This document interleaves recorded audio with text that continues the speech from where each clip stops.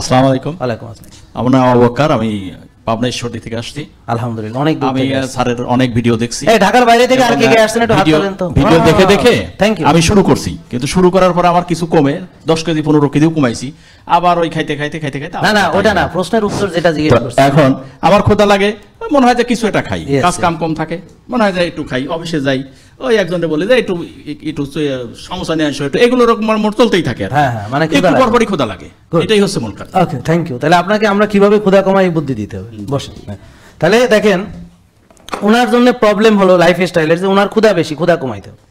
কথা বুঝতে পারছেন? তাহলে আসেন ক্ষুধা কমানোর কয়েকটা বাস্তব পরামর্শ দিচ্ছি।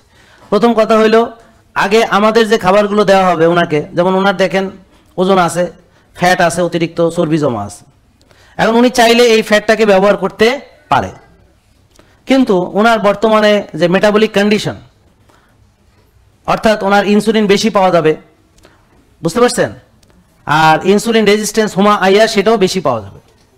এটাকে আমরা বলি যে এমন একটা পজিশন যেখানে বডি তার নিজের যে চর্বি সঞ্চিত সেটাকে কোনোভাবে ব্যবহার করতে পারে না। এটা আবারও বোঝার চেষ্টা করেন। অর্থাৎ আমি ধরেন গাড়িতে ব্যাটারি চার্জ দিলাম, এখন ব্যাটারি চার্জ দিচ্ছি কিন্তু ব্যাটারি খরচ করি না। বেশি চার্জ দিতে দিতে একসময় ব্যাটারিটা নষ্ট হয়ে যাবে যদি আপনি ব্যাটারি চার্জ খরচ না করেন, এটা জানেন তো? তো আমরা মনে করি এটা একটা পাওয়ার ব্যাংক চর্বি, তা আপনি জমাইছেন খুব ভালো, জমাইছেন খুব ভালো, জমাইছেন, কিন্তু আপনি আর খরচ করতেছেন না এটা থেকে, শুধু জমাচ্ছেন। তাহলে এটা একসময় রোগের কারণ হয়ে দাঁড়াবে, যেমন ওনার ক্ষেত্রে এটা হয়েছে। আপনারা কি বুঝেছেন আমার কথা?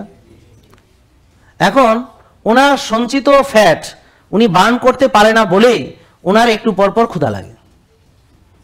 আবারও বলি, আপনারা বলেন আমার সাথে, বলেন, ওনার পাওয়ার ব্যাংক অ্যাক্সেস ওনার কাছে নাই। বুঝেন নাই কথা? পাওয়ার ব্যাংক আছে, অ্যাক্সেস নাই। কেন নাই? কে ব্লক করে দিছে অ্যাক্সেস? বলেন ইনসুলিন। বলেন ইনসুলিন কমালে অ্যাক্সেস পাবে, তখন সে যদি নাও খায় ক্ষুধা লাগবে না, কেননা ওই যে জমাইছে ওখান থেকে খরচ করবে, ওখান থেকে বার্ন হবে। এইটা বুঝতে পেরেছেন?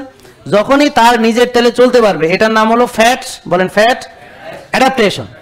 দেখেন, এর চেয়ে সহজভাবে কেউ পৃথিবীতে আপনাকে ফ্যাট অ্যাডাপ্টেশন বোঝাতে পারবে। তার মানে ফ্যাট অ্যাডাপ্টেড হলো সেই ব্যক্তি যে নিজের তেলে চলতে পারে। আর যারা নিজের পাওয়ার ব্যাংকের অ্যাক্সেস পায় না, তাকে শুধু খাইতে হয় বারবার, কারণ না খেলে তার ক্ষুধা লাগে, মাথা ঘুরায়, মাথা ঘুরে পড়ে যেতেছে। এটা হলো একটা কারণ।